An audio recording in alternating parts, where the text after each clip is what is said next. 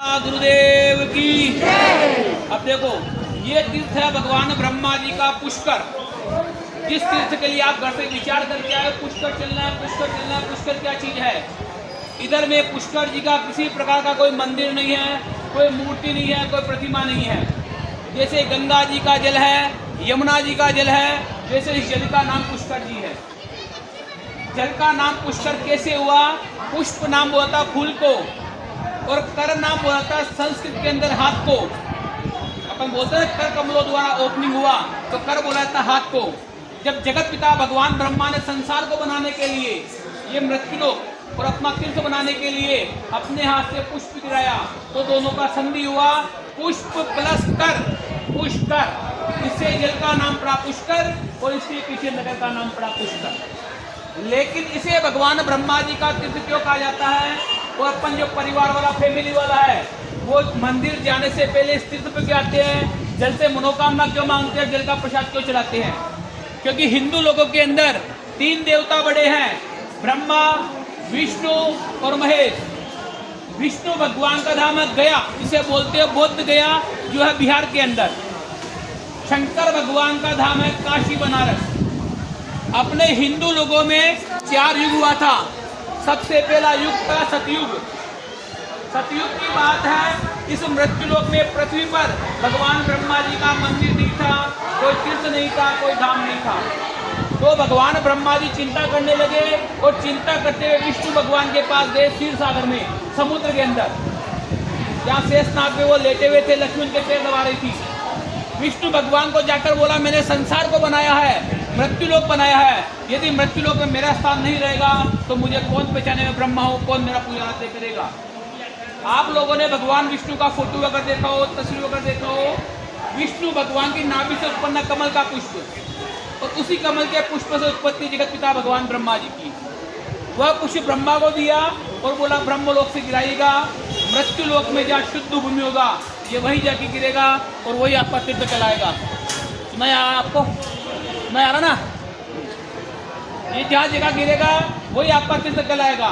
भगवान ब्रह्मा ने वो पुष्प ब्रह्मलोक से गिराया, वह ब्रह्मांड का चक्कर लगाता हुआ जल के बीच में जो लाल कलर का मंदिर बना हुआ है, लेकिन आपको छोटा वाला, ये चीज है भगवान ब्रह्मा जी। और भगवान ब्रह्मा जी का दूसरा पत्नी वेद माता गायत्री, उसका हवन वो पुष्प यहाँ सरोवर के बीच में आके गिरा। यहाँ गिरने से सप्त पाताल छलन होकर जल निकला, पूरे सरोवर बना, और सरोवर का नाम रखेगा पुष्कर। इस तीर्थ का नाम पड़ा पुष्कर, और इस मृत्युलोक में, इस पृथ्वी पर भगवान ब्रह्मा जी का तीर्थ बन गया पुष्कर। मंदिर नहीं बना भगवान ब्रह्मा के द्वारा, केवल तीर्थ बना। भगवान ब्रह्मा ने मन में विचार आया कि मैंने मृत्युलोक में तीर्थ बनाया है, तो मृत्युलोक के नियम के अनुसार चलना पड़ेगा। क्योंकि आज के समय में अपन भी कोई नया दुकान है, नया मकान है, बनाते हैं, खरीदते हैं, ओपनिंग करते हैं, हवनों का करते हैं। हवन के लिए भगवान ब्रह्मा जी को 2 चीज को जरूर बताया। पहला बताया शुभ मुहूर्त का, क्योंकि हिंदुओं में शुभ मुहूर्त बिगड़ कोई शुभ काम नहीं होता है। तो इस तीर्थ का मुहूर्त निकला एकादशी से पूर्णिमा, जिसके उपलक्ष्य में ये मेला बढ़ता है, पुष्कर अंतर्राष्ट्रीय मेला। आजकल मेला तो आज भी 5 रोज का ही बढ़ता है, लेकिन पशु अगर बिकते गवर्नमेंट ने इनको मन लग गई, गवर्नमेंट ने मेला 15 रोज का कर दिया। धार्मिक मेला तो आज भी एकादशी शुरू होगा, ये उठनी एकादशी, ये उसी उपलक्ष्य में मेला बढ़ता है। जैसे इलाहाबाद में, नासिक में, उज्जैन में, हरिद्वार में 12-12 साल से कुंभ बढ़ता है। ये सभी तीर्थों का गुरु है। यहाँ महाकुंभ बढ़ता है, लेकिन ये 5 दिन का ही बढ़ता है। उधर वो 2-2 महीने, 2.5 महीने, 3-3 महीने बढ़ता है। जैसे प्रयागराज का भरा 45 दिन का भरा, लेकिन इधर ये हर साल बढ़ता है, ये 5 रोज का ही बढ़ता है, 5 दिन का बढ़ता है। दूसरा जो पड़ता है हवन के अंदर पत्नी का, पत्नी के बगैर कभी हवन होता नहीं है। ये है भगवान ब्रह्मा जी का पहला पत्नी सावित्री माता, जो औरतें वगैरह जो अखंड सौभाग्य पाने के लिए करवा चौथ का व्रत करती है, बट सावित्री व्रत करती है। ये अखंड सौभाग्य देने वाली भगवान ब्रह्मा जी का पहला पत्नी सावित्री माता है, जो भगवान ब्रह्मा से नाराज होकर ऊपर पहाड़ी पे जाके बैठ गया। और भगवान ब्रह्मा का पहला पुत्र नारद मुनि, जिनका काम था झगड़ा कराने का।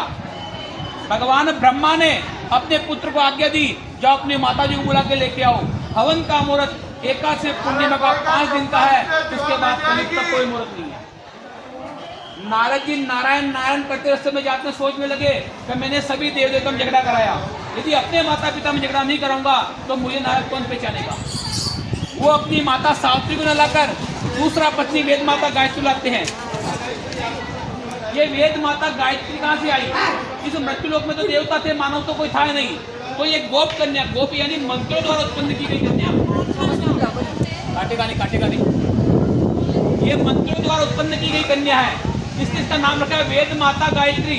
गाय के द्वारा इसका शुद्धिकरण करके हवन में बिठाया गया भगवान ब्रह्मा के पास में।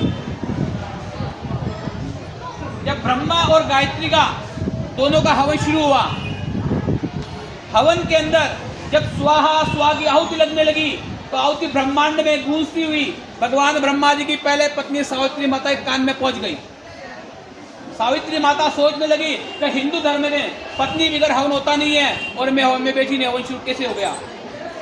जब वो तीर्थ पे आती है, सरोवर पर आकर अपनी जगह दूसरा पत्नी वेद माता गायत्री देखती भगवान ब्रह्मा के पास में, तो गुस्सा हो जाती है और गुस्से में भगवान ब्रह्मा जी को 2 श्राप देती है। पहला श्राप देती, ब्रह्मा जी आपने मेरे जिंदे होते हुए दूसरा पत्नी शादी की, हवन कियो, इसलिए वो श्राप देती हूँ, आपका पूरे वर्ल्ड के अंदर एक ही धाम रहेगा और एक ही मंदिर रहेगा। इसे चतुर्मुखी भगवान ब्रह्मा जी का पूरे वर्ल्ड के अंदर एक धाम बना, पुष्कर तीर्थ बना हुआ है और एक ही मंदिर बना जो अपने सामने देख के आए थे। दूसरा श्राप दिया तो आपके मंदिर मूर्ति को कोई परिवार वाला, फैमिली वाला, बाल बच्चे वाला कोई नहीं मानेगा, जो भी आएगा आपके जल से मनोकामना मांगेगा, आपका जल का प्रसाद चढ़ाएगा। मंदिर मूर्ति को क्यों नहीं मानेगा? क्योंकि आपने परिवार को अपमान किया है। कैसे किया? क्योंकि अपने परिवार में एक पत्नी के होते हुए कभी दूसरा पत्नी नहीं लाते, जबकि भगवान ब्रह्मा ने पहला पत्नी सावित्री माता को होते हुए दूसरा पत्नी वेद माता का शादी कर लिया। इसलिए आज भी किसी परिवार और घर के अंदर भगवान ब्रह्मा का मूर्ति, फोटो, पोस्टर का कुछ भी नहीं होता है। घर पे गणपति को, हनुमान जी को, शिव जी को, पितरों को, सबको मनाते हैं, लेकिन जगत पिता भगवान ब्रह्मा जी कभी नहीं मनाते। तो इसी श्राप को वरदान के अंदर बदला भगवान ब्रह्मा की दूसरी पत्नी वेद माता गायत्री ने। कब पूरे वर्ल्ड में एक मंदिर रहेगा तो ठीक है, यदि मंदिर का महत्व नहीं रहेगा तो परिवार अपना मनोकामना कहां से मांगेगा? भगवान ब्रह्मा का प्रसाद तीर्थ पे क्यों चढ़ाएगा? का आपने तीर्थ बनाया है, तीर्थ का मान होगा तो भगवान ब्रह्मा जी का मान होगा, नहीं तो इस मृत्यु लोक में भगवान ब्रह्मा जी का मान कहीं नहीं होगा। क्यों होगा? क्योंकि अपने वेदों में, शास्त्रों में बताया गया है, धर्मस्य धर्म रूपेण ब्रह्म रूपेण पुष्कर है। भगवान ब्रह्मा का निराकार रूप पुष्कर सरोवर है, इसीलिए इसे ब्रह्म सरोवर बोलते हैं। इसलिए परिवार वाला, फैमिली वाला मंदिर जाने से पहले तीर्थ पे आता है, तीर्थ का स्नान करता है, स्नान नहीं करता हाथ पे धोता है, जल से मनोकामना मांगता है, जल का प्रसाद चढ़ाता है। जो लोग परिवार त्याग देते हैं, साधु सन्यासी लोग बन जाते हैं, भगवा कपड़ा पहन लेते हैं, वो लोग मंदिर मूर्ति के लिए आते हैं। इसी तीर्थ पे परिवार वाला 2 काम से आता है। पहला काम, जिस किसी के माता पिता, दादा दादी, नाना नानी, सास ससुर, 7 कुल में कोई गुजर आता है तो यहाँ सप्तुल का पिंडदान तर्पण श्राद्ध किया जाता है। जब भगवान राम को 14 वर्ष का वनवास लगा तो अपने पिता दशरथ जी के, या राजस्थान में है बालू मिट्टी, जो रण वगैरह देखने, रेगिस्तान वगैरह देखने आते हैं, डेजर्ट, उस बालू मिट्टी से त्रेता युग में पिंड दिया था तो उनका मोक्ष हुआ। तो इस तीर्थ का नाम पड़ा पितृधाम, जहाँ सप्तकुल के पूर्ववाद किया जाता है। माता के वंश में, पिता के वंश में, दादा दादी के वंश में, नाना नानी के वंश में, सास के वंश में, गुरु के वंश में, मित्र के वंश में, शिष्य के वंश में। 4 युग बताए हैं, 4 तीर्थ बताए गए हैं पितरों की आत्म शांति के लिए, मोक्ष गति के कल्याण के लिए। गया, गंगा, कुरुक्षेत्र, प्रभा से पुष्करांश, एकता निमुक्त तीर्थानि श्राद्ध काले भवन्ति। गया जी बिहार में, गंगा हरिद्वार में, और कुरुक्षेत्र में हरियाणा सूर्यगढ़ का स्नान करते हो, और पुष्कर में, ये पुष्कर में सब तीर्थों का गुरु बताया गया, इसलिए सप्तकुल का पिंडदान श्राद्ध बताया गया। ये 4 तीर्थ ऐसे बताया गया जहाँ आप पितरों की मोक्ष गति कामना कर सकते हो। हर तीर्थ पे अलग अलग महत्व है। गया जी में माता जी का पिंडदान तर्पण श्राद्ध होता है। सिद्धपुर गुजरात के अंदर पिताजी का पिंडदान तर्पण श्राद्ध होता है। हरिद्वार में जिस प्राणी का अस्थि लेके जाते हो उस प्राणी का पिंडदान होता है। तो यहाँ सप्तकुल के पितरों को याद किया जाता है, क्योंकि गुरु है, गुरु बिना मोक्ष नहीं है, इसे मोक्ष नाम बताया गया है। दूसरा काम, राजी खुशी घूमने फिरने आते हैं, पति पत्नी जोड़े से आते हैं, जोड़े से वेद पे स्नान करते हैं, अकेले आते हैं, अकेला स्नान करते हैं, कोई स्नान नहीं करते हैं तो भगवान का पंच स्नान करते हैं, आंखों के, कानों के, सिर के जल का छींटा लगाते हैं, अपने हाथ पैर धोते हैं। ये 2 काम से यहाँ पे यात्री लोग आते हैं। यदि कोई पिंडदान करना चाहता है पिंडदान के अंदर कम से कम 1 से पौन घंटा